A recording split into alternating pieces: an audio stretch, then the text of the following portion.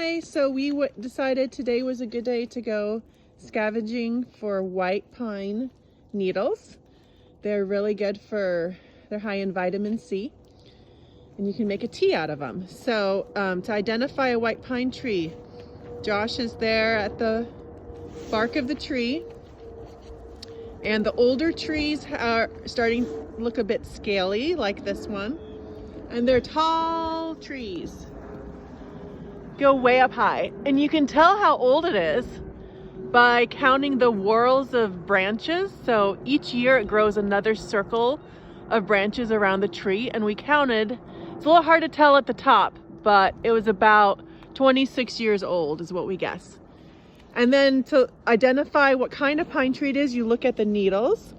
This one has 5 needles per bunch. Ellie's helping us here. Show us 5 needles. There we go.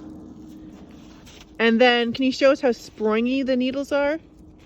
Yeah, they don't hurt at all. It feels like a really nice soft brush. So what you do is you just take about a half cup of needles, and then you can put it in hot water. Don't boil the water. Boil the water, but don't boil the needles.